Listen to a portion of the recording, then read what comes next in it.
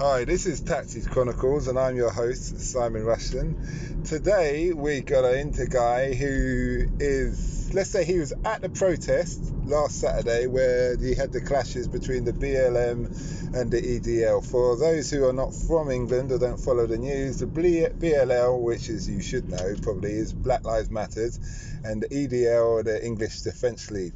So he's just going to share his opinion on what happened, and we just take it from there generally. Okay, so what was it like? What was the atmosphere like when you were first at the... I can't lie, meeting everyone at, let's say, Trafalgar Square, it felt surreal, because it's like, I'm seeing people, like, let's say certain rappers who I know have issues, let's say back in their hood or whatever, but they squashed whatever beef they have just for the simple fact that everyone wants to come together and stand for the right reason. Then it was weird, because it's like we're all trying to protest for the right reasons, and then you have these EDL members saying that they're coming for statues, but why are you not coming over to us saying things like, oh, let's put petrol on them and burn them and throwing up nasty signs, and they're just trying to basically draw us out. Do you get where I'm coming from? So it's like a lot of us, it was even meant to be postponed on that Saturday, but we started seeing videos of a lot of black people saying, oh, we're outnumbered, like they're trying to attack us and things. So that's why a lot of us thought, you know what, we might as well turn up and stand up for our people. So you was at home originally? Yeah, literally. And then I was at home till about 3 o'clock. Ah, okay. And then you got... And then I see a couple videos online, and then I see like certain, let's say, black celebrities from UK saying, yeah, people need to come and stand up for, obviously, for the right reasons. And so me and my cousins went there, and literally that's when everything started. So about how many of you went there then? What, me or just like everyone together? No, your Oh, so we went there like 4 or 5 people. Okay. We just got in the car, went up there, parked somewhere close, and then walked to Trafalgar Square. Alright, okay.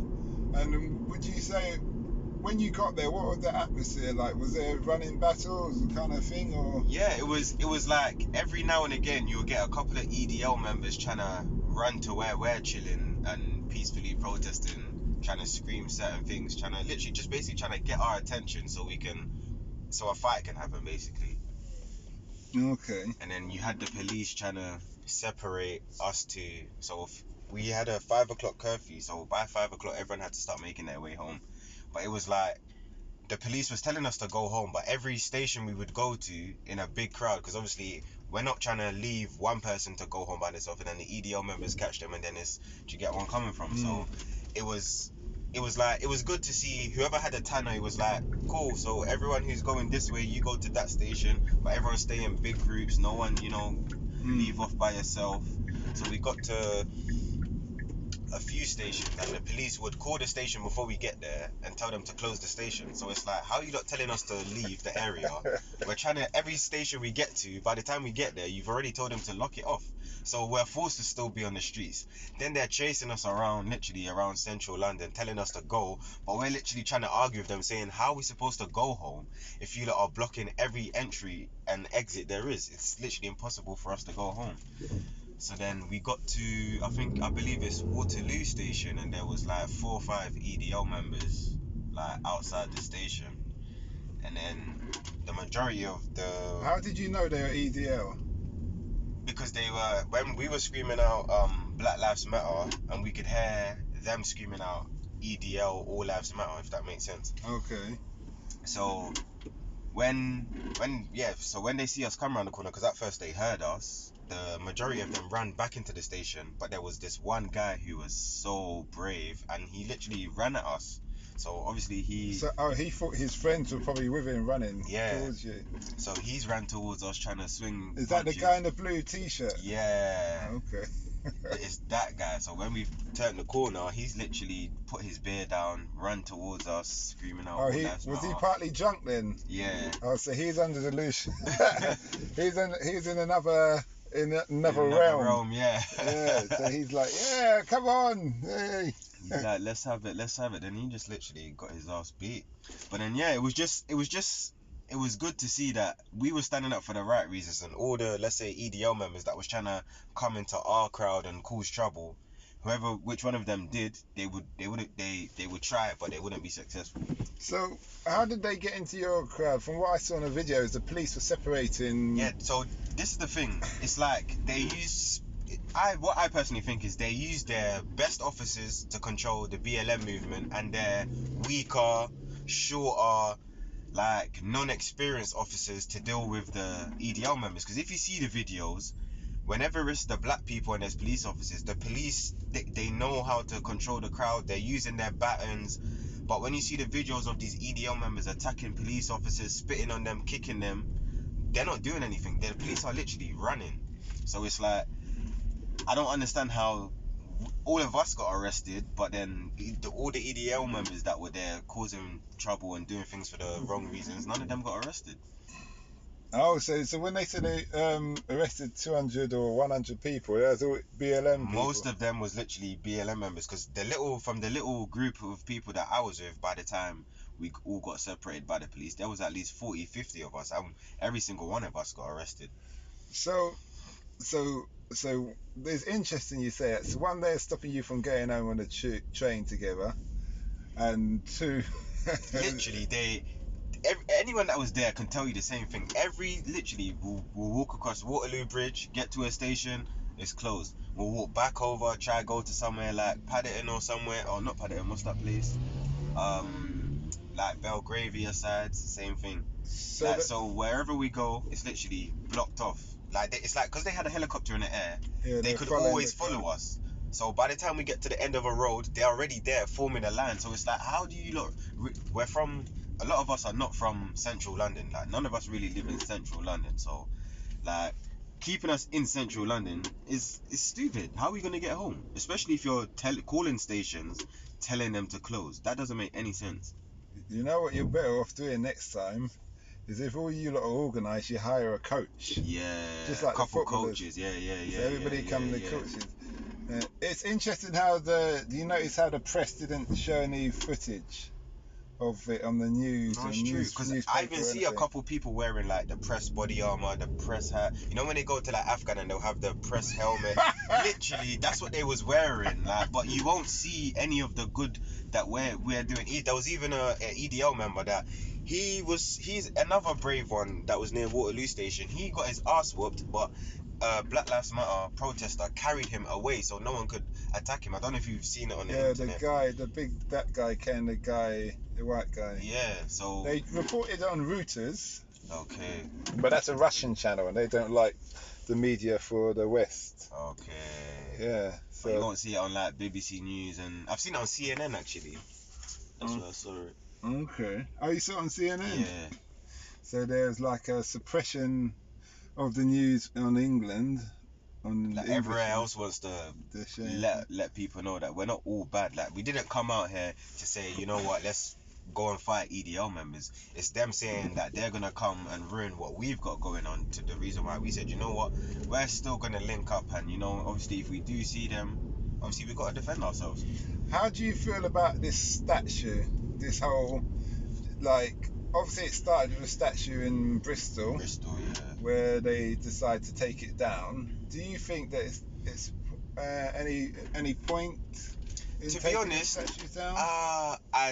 I would say I'm a bit 50-50 with the whole statue thing, because it's like, we could take all the statues down, but the racism will still remain. So you don't think you don't see the racism is attached to the statue? Do you know what it is? It's not that I don't see it, it's that we're already living through racism. So a statue that was basically representing racism, it's not really affecting me, because we're already living through it, if that makes sense. But many people would say that the statue doesn't represent racism. They're putting it up, like the Bristol man, they're saying, well, he invested in his community. Okay.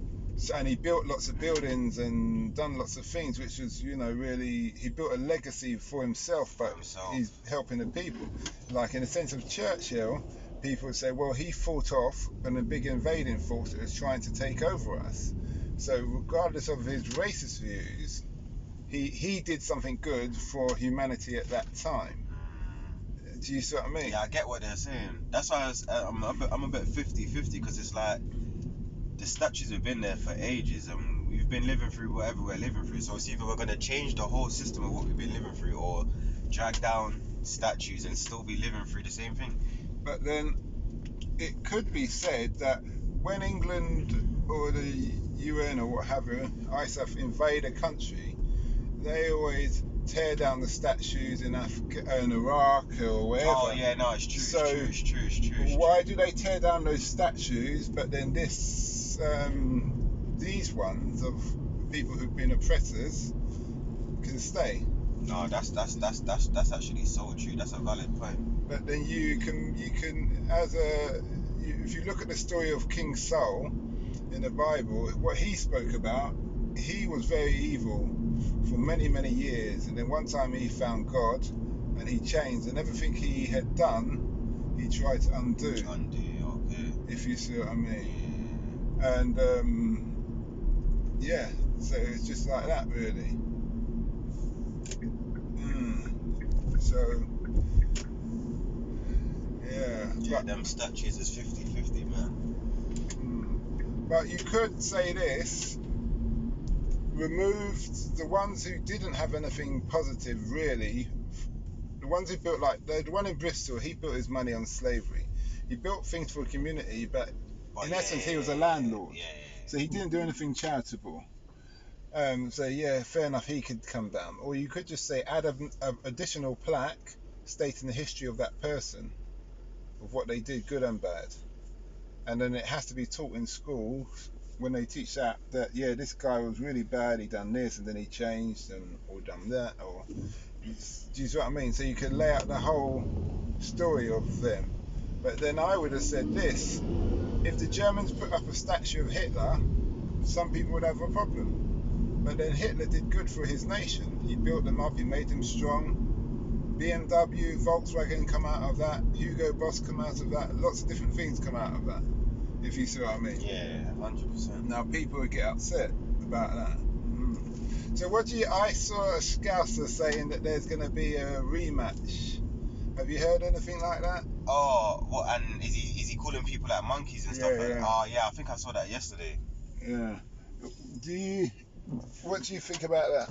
I just think, you know what, we've made our point. You get it? Like they said they was gonna come down to London. Well, that Tommy Robinson excited them and made them think they could come to London, but what they didn't realize is London is a very diverse place. Like a lot of people, like let's say this Black Lives Matter, because my cousin went to one in Leicester and it wasn't really as diverse as the London one. Like the London one, you have people from every single walk of life. Yeah, I saw the Jewish people out there with the pigtails in London. You know what I'm saying? Yeah. So it's like, it's gonna be hard for you to have them type of racist views and then come London and try and act on it, because we're diverse here. People who ain't even black are gonna protect us. Do you get where I'm coming from?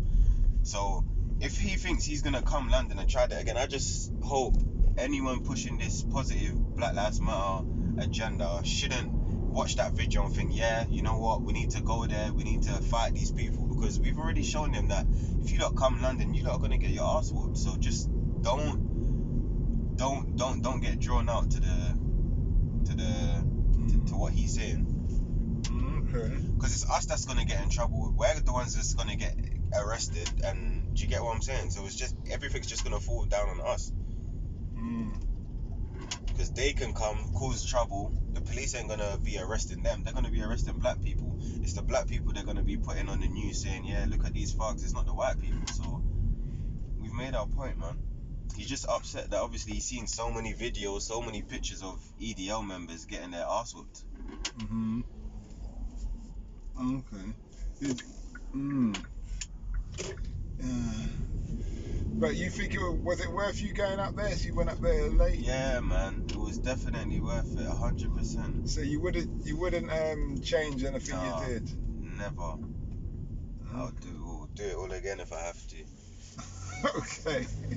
Did you think was you disappointed on the numbers of the BLM? Did you think there could have been much more? No, do you know, it's because I've been to a few of them over the last 2 weeks.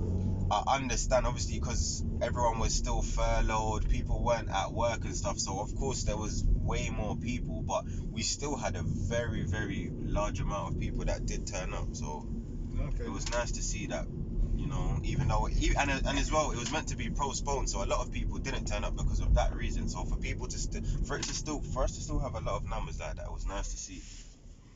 I suspect that postponed thing was created by somebody, whether it's EDL or something, To and try and slow down the numbers of BLM yeah, members who was or coming. even the police. What do you think about Tommy Robinson's apology?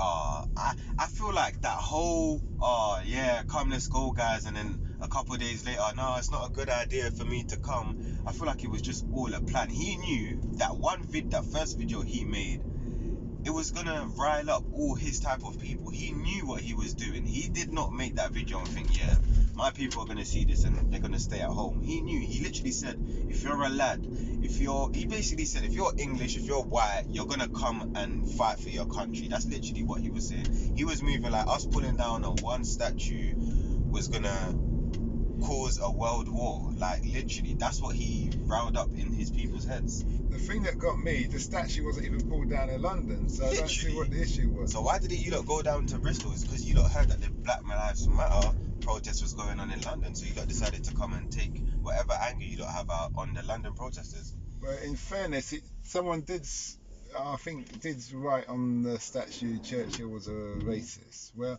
but then if that's true, that's true. Okay. Literally. It's not. He probably, he really thinks Churchill's a signature person for the English heritage, but it's one of those things really and stuff. I heard that there was a price out on Tommy's head. You hear anything about that? Yeah. No, but that was a joke. One rapper put it up saying he's wanted for 200,000, but he literally put it up as a joke. He didn't really mean that. But that's a bit naughty. Because a lot of people kept on posting it. A lot of people thought it was real. Yeah, because somebody will take that on and take that serious. Where's my money now? So it's causing unnecessary problems. So people need to be think a bit sensible on that side of things. Did you hear about his bodyguard? No. Did you hear about Tommy's bodyguard getting beaten up the other day? Oh. Yeah, he got beaten up and he's complaining on social media.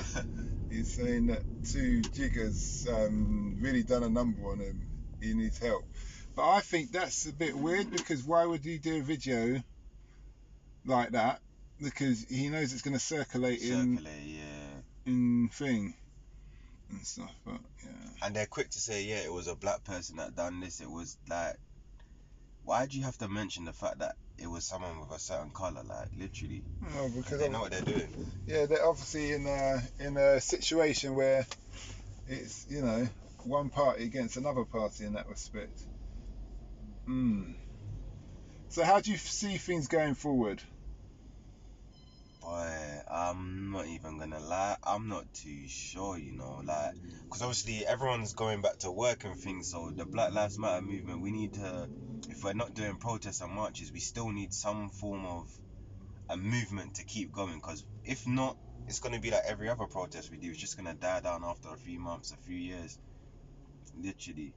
So we either actually need to keep standing up and taking action, because I haven't seen a worldwide stand-up when it comes to, let's say, black people.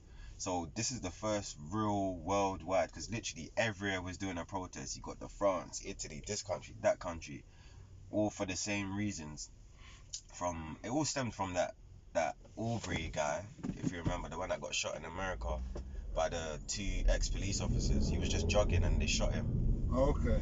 And so you're looking as far back as that? Okay. Yeah, so obviously, because people started protesting from just before that, and then you had Breonna Taylor, the woman who was shot in her own home by police officers, and then you had the George Floyd. So it was like that started sparking a march in America. Then we started seeing it in, let's say, UK, other countries. So it was like, and then we started seeing a lot of videos started surfacing of, let's say, if you're in UK, you started seeing a lot of racist stuff in the UK happening now, and it's like, why is it 2020 during a pandemic all these racist people are coming out of their shell? Do you reckon this? I heard of a group called Antifa. Oh, okay, yeah, and they fund BLM. Are you aware of that? I'm not too sure, but I've heard I saw a that in video. America, the George Burroughs guy, he funds the Black Lives Matter movement. But the thing is, I feel like there's two types of BLM movements. There's obviously the one where it's funded by whoever that white guy is, and then there's just us black people coming together for the sake of Black Lives Matter, if that makes sense. Yeah. So you're saying there's one who doesn't have a major political agenda to change things apart from just being treated fairly. Yeah. Where the other wants anarchy. Yeah, literally. Anarchy. Okay. Alright. Because I don't see how someone who is known to be a racist, who is not even black, why are they the owner or the founder of a Black Lives Matter movement? It doesn't make any sense. But is he known to be a racist? I've heard some things about him. Yeah. But have you researched anything about him? No, I'm not gonna lie, I haven't. Yeah. I'm gonna need to still. Yeah, it's probably better to do that than thing. I only found out about him the other day, last week. Somebody was telling me about it, and I said, I don't know who you're talking about, because he's done a lot of things in Africa. Okay. And I said, well, it's a bit strange. I don't know. I just wasn't.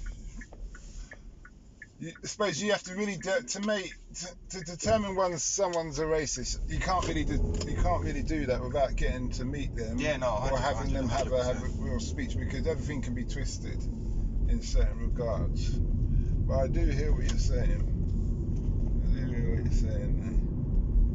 And things. Right, yeah. But it's been interesting talking to you. 100%. Yeah, it's taken up that length of time of journey. Thanks a lot. So there you have it from a BLM activist. Yes, you could say. He was there last Saturday, so it's a frontline view you got. Feel free to like and subscribe, Taxis Chronicles, or leave your point of view on the email address below. Do not forget to listen out for the other podcast, which is Africa Investing Stories, giving you stories about real investors with real stories who've invested in Africa from around the world.